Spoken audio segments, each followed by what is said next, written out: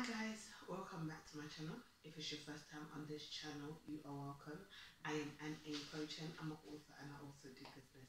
Guys, I have just woken up because after CEO Club, I fell asleep. That was like, what, 8:30, 8:39, 9 o'clock. I fell asleep and I've just woken up and it's after 1 in the morning. It's Friday morning. But anyway, if you don't know about CEO Club, you need to get to know. It's where like most entrepreneurs meet up on a Thursday and for a form of mentoring, just learning a few nuggets and all of that. And it's hosted by It's on Wealth Nation TV, and it's hosted by Toby Arayumi, the founder of Wealth Nations. It's amazing class, but like it always says, it's only great if you put what you learn into practice. And so yeah, I'll link it at the bottom of this channel. But it's something that I often watch, and then they have events like every month. If you want to learn how to trade, Wealth Nations is the place to go. I'm not being biased, it is what it is. You know, they'll teach you the ropes, they'll walk with you, and it's not just about trading, but literally they give you like wise counsel for every area of your life, you know, and so that you can build a business and become financially free. Because for me personally, I'm an advocate for financial independence, okay, especially finance that the government has no control over, or for reasons that I particularly don't want to get into on this video, but yeah, I'm just cleaning my face because I slept with my makeup on, which is really bad. It's not good here, and I'm using my cucumber face wash because to remove my makeup. I just want some wipes, my double-sided wipes from Wilco. These wipes are amazing. It doesn't flake or anything, so it's quite nice. And yeah, so today's video, let me get into today's video. Today's video is cultural expectations on expectant mothers, okay, or new mothers. So as an expectant woman, like you're expecting to give birth, like you're pregnant, you're ready to give birth, even before you even get pregnant or whatever, even before you even get pregnant, like it's good to know the cultural expectation, especially if you know your spouse is from another country, like, or even another tribe. You know, it's just good. And even your own, the expectation of your own culture, like you as the woman, like what is expected of you, you know, is very important. Because if you don't know and you just give birth, you'll be shocked as to how many people come to you or call you to tell you, oh, this is what you're supposed to be doing, this is what you're supposed to be eating, this is what you're not supposed to be doing, this is what the baby is supposed to be, you're supposed to be doing with the baby, and so on and so forth. And it can be overwhelming if you don't know. So basically, when I gave birth, when I was pregnant with my daughter, in my own culture, I'm Ugandan, and I'm from the Acholi tribe, which is northern Uganda, the Gulu. So they have their own expectations, yeah, their own culture and their own tradition. So they often name children after situations that they've gone through, like you, the parent, has gone through, so on and so forth, yeah. And some of those situations are not always pleasant, okay? They're not always pleasant. And then before you know it, your name, because your name has spiritual implications, like what you're called has spiritual implications, yeah? Because as your name is so, like, you know, so you find that some children are called poverty, and they wonder why they struggle. Like, they wonder why they struggle with the issue of poverty. Some children are called calamity, like taboo, like problem. They wonder why they have issue after issue, you know. And so it's very important that you know those expectations. So you know what? Because I had that knowledge beforehand, like before giving birth to my daughter, yeah, I made the decision. I started asking God, like, when I became a believer, yeah, I started praying for my children, like, in advance. And that's something I tell, like, every woman, like, pray for your children. Not just women, but even the men, like, pray for your children. Pray for your spouse, like, in advance, before you even get married. Like, pray for them. Because prayer, yeah, God answers prayers. God is powerful. Prayer is not powerful. God is powerful. God answers prayers. So I started praying for my children, and God gave me the name of my daughter. My daughter is Sarah, yeah. God gave me the name, her name. So even when her dad was like, "Oh, we're going to name her after," no, no, no, no. You are not going to name my child. I was like, no, no, you're not. You can give her the Ghanaian name, like, because Ghanaian tradition is that they name you after the day, based on the day you were born. I was like, that's no problem. But her name, her Christian name, you are not going to give it to her. She already has a name. So luckily, he liked the name. So we agreed on it.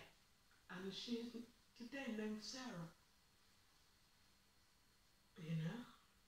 Shout out to Sarah if you watch this, if you ever watch this video. Yeah. So yeah, you know, and so it's very important. And then when it came to my son, it's the same thing. The dad was like, oh, the dad's Ghanaian. He was like, oh, I'm gonna name him because it's the man's duty to name. I said, you will not name my child. Okay, you will not give my child name after somebody. And I'll tell you guys why. Okay, I'll tell you guys why. So he was like, oh, I'm gonna name my son after my own father. I was like, no, you will not do such a thing. My son's name is David, okay? And just like his sister, I prayed about his name. I heard for his name. And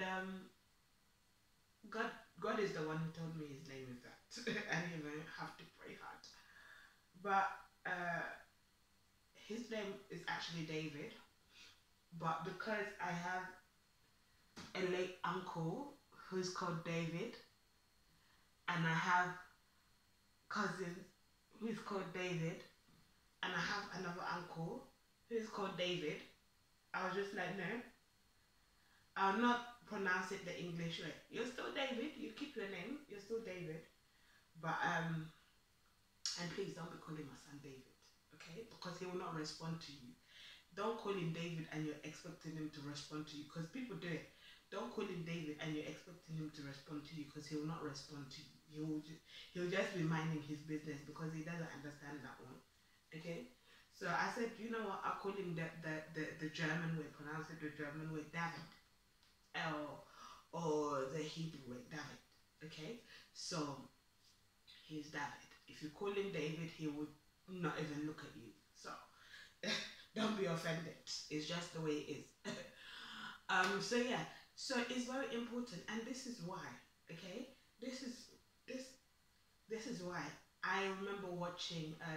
Some of you may know the person, but Emmanuel Makandiwa. I remember watching a meeting that he put together, and he called out this man. He wasn't just ministering, and then God just gave him a word of knowledge. Okay, Prophet Emmanuel Makandiwa.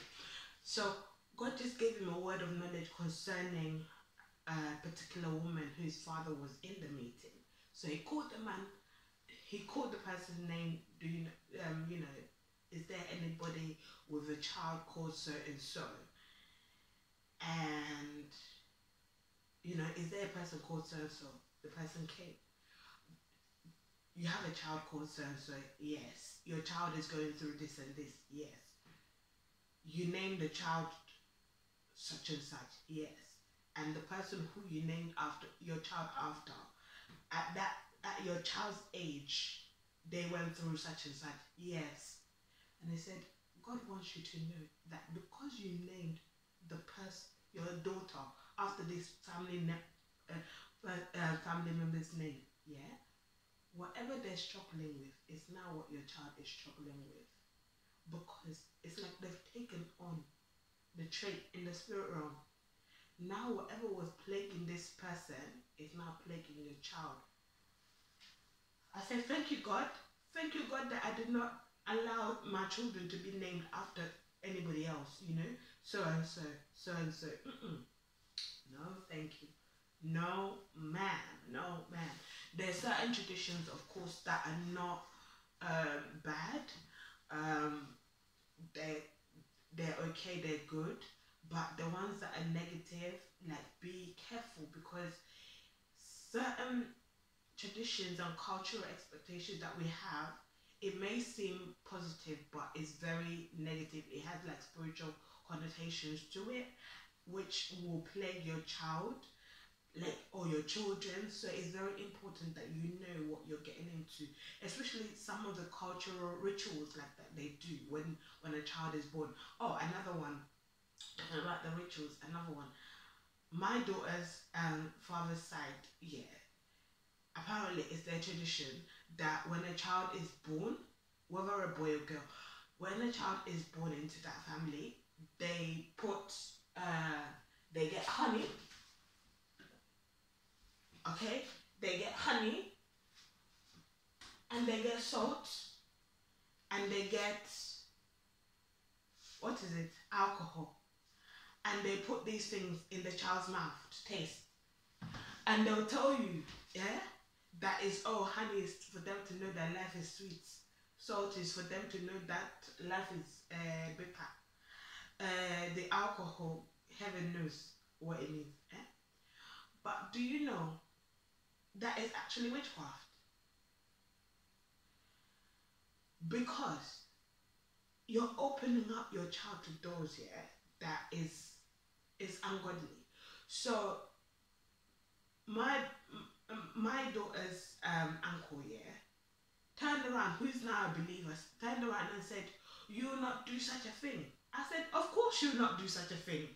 His brother, my daughter's dad, was like, "Oh yeah, let's go for." I said, "You will not do such a thing. You will not do such thing on my child. No. First of all, I don't drink, and I don't even advocate for my children to drink or anybody around me to be drinking. So now you want to take my baby and put alcohol in their mouth. Is your head correct?" Anyway, thankfully, the brother told him, "No, haven't you noticed every single person who that thing is done to end up becoming a drunkard? They end up becoming a drunkard."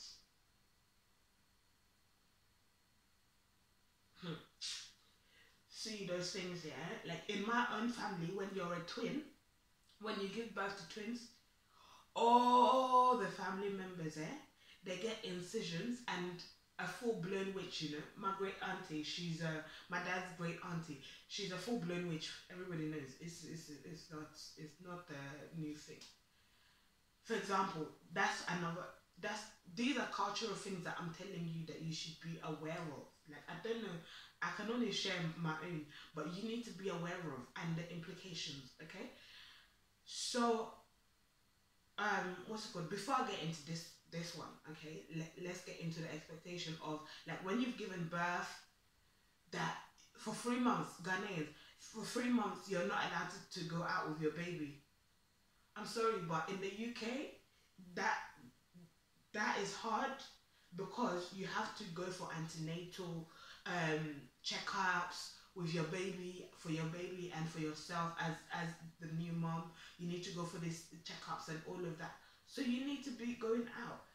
I do get it, like when you're going out, yeah, it's, you have to be careful for the health and safety of your baby. So I'll tell you, like, wrap your baby warm, like make sure they have mittens, make sure they have warm outfit, a warm cardigan coat and all of that wrapped nicely. Their head is nicely warm up, and then don't overdo it, like going out for your own safety as well as a new mom, because you may not have regained that strength very quickly. So that I understand, but to stay cooped in the house for 3 months and there's no one to like get you your essentials that you need and so on and so forth, because the way like different countries are set up, if you have family around you and friends around you who will support you during that time, well and good. But if you don't have no support system consistently and then you're expected to be following that culture, I beg, my friend, please. Eh? Me, I still went out. Me, I still went out because I was like, I need to go to church now. I need to go to church. I need to go for my appointments with my what's it called, medical appointments. My child needs to go for medical appointment. So those are things like that, yeah. And it's so detrimental that sometimes even the women, when they're struggling, like they've just given birth, sometimes like and in the UK, the NHS, like they support mothers who are finding it hard to breastfeed, for example, and because of one cultural expectation that you need to be at home for a gathering, family gathering, to do this ritual, this celebration of your newborn baby, you can't stay to get the support that you need, the medical support that you need, and also just the general support that a new mother needs, like especially as a first time mom. It's a lot. It's a lot. I saw this woman. She's Chinese, right? And when I gave birth to my son, she was struggling. Like the baby is there crying. The baby's hardly latching on, and she's like, "Oh, I have to go. I have to go." The same night that she gave birth, I have to go. I have to go. They come to collect her. I'm like, do you know this woman is actually struggling? Like she can benefit from actually just staying in the hospital and getting the support that they need and all of that like care that they need, the antenatal, the postnatal care that they need. And because of one cultural or one traditional expectation, they're now having to go and they'll struggle at home. Let's use wisdom. Let's like use wisdom. Let's use wisdom, ladies. Let's use wisdom, couples, husband and wife. Let's use wisdom. Like don't don't just let culture and tradition impose itself on you, and you now take it as they say gospel. Not everything is gospel, like they say. You know, not everything is a like you should hold on dear to. No, certain things, certain traditions, we should be done away with. Especially if it puts your health and the health of your child at risk, or your children at risk, your family at risk. Think about it. So goes on to the twin thing in my family.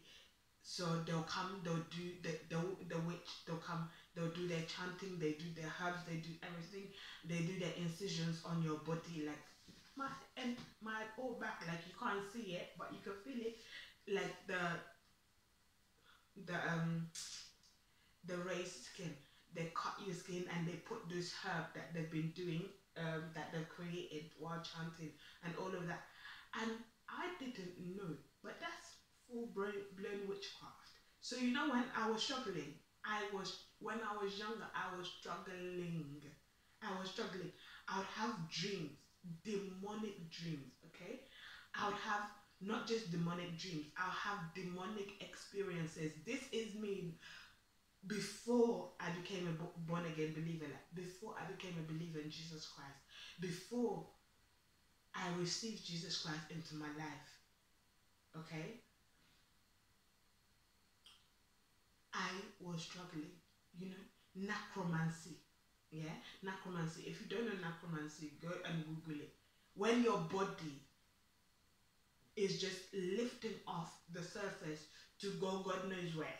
Okay, because yeah, to go to their meetings, they want to initiate you. But basically, that's what they wanted to do to me. They wanted to initiate me into witchcraft. I said, no, you cannot initiate me into witchcraft. I refuse. I refuse. I will not follow your ways. I will not follow your traditions. I believe in Jesus Christ. I hold on to Christ. I know that Jesus Christ, God, God Himself, God, is more powerful than Satan. So you will not entice me into satanic kingdom, okay, that is powerful. It's powerful at the expense of your soul. At the expense of your soul, at the expense of your liberty. Those people who are initiated into it, I have a perfect hatred for witchcraft. Okay? Yeah, I just have a perfect hatred for that thing. So, I used to levitate. As in, my body would leave my bed. I could feel it. Eh? And because my will was not given to the kingdom of darkness, they had no choice. But my body, so they can't function. So my body will go back down, and I'll feel the spot that my body has gone back down because it will be cold. Okay? It's now when I went to conference after becoming a believer, we hosted a conference in Birmingham. It's now called MCM. The pastor, senior founder of senior pastor of MCM, you know, Emmanuel Adeseko. Thank God for your life. Aish, thank God for your life. When I attended that conference, Toby Arayemi, he was now giving his testimony, his own testimony, and I was like, eh. So this is the thing that I was struggling with. From then on, I started hitting that in prayer against witchcraft, and then I got delivered. That is how I got set free from the bondage of witchcraft. From the bondage of witchcraft. Okay, so imagine my family, and all of them, they all complain. When I wrote my book, Take Off the Mask, Be You, Stop Pretending, they're